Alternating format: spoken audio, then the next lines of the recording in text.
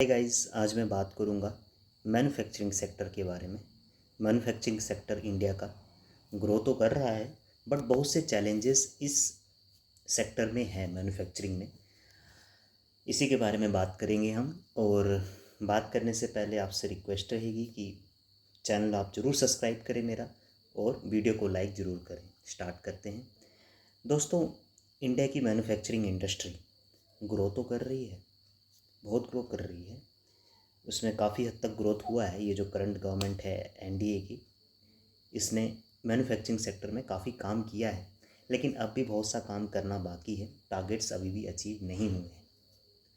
अगर हम चाइना को देखें तो मैन्युफैक्चरिंग सेक्टर में वो हमसे काफ़ी ज़्यादा आगे है। वियतनाम हमें अब पछाड़ रहा है मैन्युफैक्चरिंग सेक्टर में।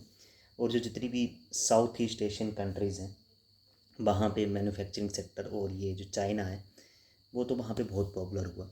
लेकिन यहाँ पे इंडिया में अभी भी जो मैन्युफैक्चरिंग सेक्टर है वो स्ट्रगल कर रहा है।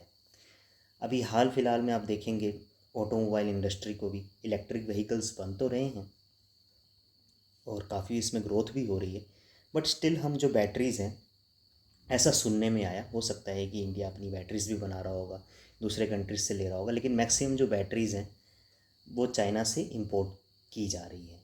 तो इट मीन्स कि एक बहुत बड़ा चैलेंजिंग इशू है। कल को कुछ सप्लाई चेन में इशू आ जाता है तो इससे काफ़ी ज़्यादा नुकसान इंडिया को होगा। तो हमें सीधी सी बात है, मैन्युफैक्चरिंग सेक्टर पे हमें काम करना होगा। हमें सिर्फ बड़ी बड़ी इंडस्ट्रीज़ पे ही फोकस नहीं करना है। मैन्युफैक्चरिंग सेक्टर में जो छोटी छोटी एमएसएमई सेक्टर हैं, जो कि मतलब मीडियम मीडियम स्मॉल इंटरप्राइजेज़ जो होते हैं, वहाँ पे हमें फोकस ज़्यादा करना पड़ेगा। क्योंकि अगर वो ग्रो करेंगी, क्योंकि देखिए आप बड़ी कंपनियां हैं मैन्युफैक्चरिंग की, वो अब और कितना ग्रो कर सकती है, लेकिन जो छोटी कंपनियां हैं वो बड़ी कंपनी बन सकती है। तो ज़रूरी है कि जो छोटी कंपनियों को सरकार सब्सिडीज़ दे, सो दैट कि हम मैन्युफैक्चरिंग सेक्टर में आगे बढ़ सकें। अगर आप देखेंगे बहुत से जो मोबाइल पार्ट्स हैं, इवन ये एप्पल को आप देख लो, वो सारी जो एप्पल्स के जो मोबाइल पार्ट हैं वो चाइना में असेंबल होते हैं। हमें बिल्कुल इस चीज़ पे हमें कोशिश करनी होगी कि इंडिया में भी जो इस तरह की फैक्ट्रीज़ लगें कि जहाँ पे असेंबल हों चीज़ें, और हम मैन्युफैक्चरिंग में आगे बढ़ें। कुछ कुछ जो स्पेयर पार्ट्स हैं वो सारे चाइना से आ रहे हैं, हम ज़्यादा कुछ कर नहीं पा रहे हैं इस चीज़ को लेकर। तो बहुत ज़्यादा ज़रूरी है कि इस पर काम किया जाना चाहिए। और सरकार, जो एनडीए गवर्नमेंट है, वो इस पे काम कर भी रही है, लेकिन और काम किया जाना बहुत ज़्यादा ज़रूरी है।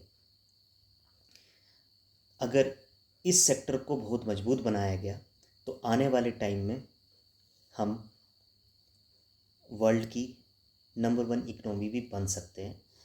अभी फ़िलहाल तो टारगेट यही रहेगा कि नंबर 3 इकनॉमी हम बन जाए वर्ल्ड की। उसके बाद नंबर 2, उसके बाद नंबर 1। नंबर 1 बनने में हो सकता है कि 40-50 साल लग जाएं। बट अगर हाँ, इस इंडस्ट्री में अगर काम कर लिया जाता है, जो मैन्युफैक्चरिंग इंडस्ट्री है, तो विद इन आप देखोगे कि 30 से 40 साल में हो सकता है कि हम चाइना को भी पछाड़ दें। अभी हमारे इंडिया की पॉपुलेशन बहुत ज़्यादा यंग है और वर्किंग एज में है, तो हमारे पास अभी 30 to 32 ईयर्स का विंडो है। मतलब उसके बाद हमारी कंट्री की जो पॉपुलेशन है वो बूढ़ी होने लगेगी। तो उससे पहले पहले हमें ये मैन्युफैक्चरिंग सेक्टर में फोकस करना होगा। सिर्फ़ और सिर्फ सर्विस सेक्टर से काम नहीं चलेगा कि हम सिर्फ सर्विस सेक्टर पे फोकस करें, और बाकी जो सेक्टर्स हैं जैसे कि टेक्सटाइल है, टेक्सटाइल में भी इंडिया काफ़ी पीछे रह गया। अगर आप बांग्लादेश को देखेंगे तो वो काफ़ी आगे निकल गया है। लेकिन हाँ, अभी जो करंट गवर्नमेंट है वो इसमें अब इन्वेस्ट कर रही है, सो दैट कि जो टेक्सटाइल इंडस्ट्री है वो भी आगे बढ़ सकें और बांग्लादेश को तो पीछे छोड़ दें। ये बहुत ज़्यादा ज़रूरी है, क्योंकि ये एक थोड़ा सा एम्बैरसमेंट भी हो जाता है कंट्री के लिए। तो ये बहुत ज़्यादा ज़रूरी है, और सरकार काम कर भी रही है, नो डाउट, बट और ज़्यादा प्रयास किए जाना ज़रूरी है। तो ये जो कुछ इंडस्ट्रीज़ होती है ना, हमें सर्विस सेक्टर से निकल के इन सब चीज़ों में फोकस करना होगा। और अगर हम इन सब चीज़ों पे ज़्यादा जोर देंगे तो डेफिनेटली इंडिया तरक्की करेगा। और अगर हम बात करें और भी एग्रीकल्चर सेक्टर और ये यहाँ पे भी, क्योंकि अगर हमारी मैन्युफैक्चरिंग अच्छी होगी, हम ऐसे इक्विपमेंट्स बनाएंगे जो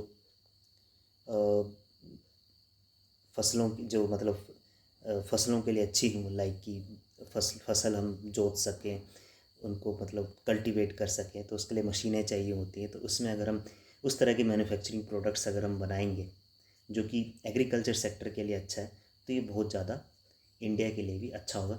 हमें हर चीज़ इंपोर्ट नहीं करनी है, हमें जो लोकल इंडस्ट्रीज़ हैं, लोकल फॉर वोकल जिसे हम कहते हैं, सरकार का भी ये नारा है, उसको हमें बढ़ावा देना होगा।